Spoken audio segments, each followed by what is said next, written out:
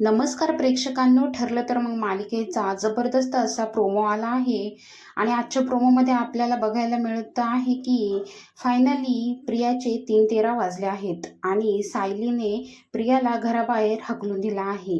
आपल्याला बघायला मिळते की सायली प्रियाचा हात धरून तिला घराबाहेर काढते, कारण प्रिया तिला वाचवण्यासाठी चक्क ती पूर्ण आजीच्या गळ्याला चाकू लावते.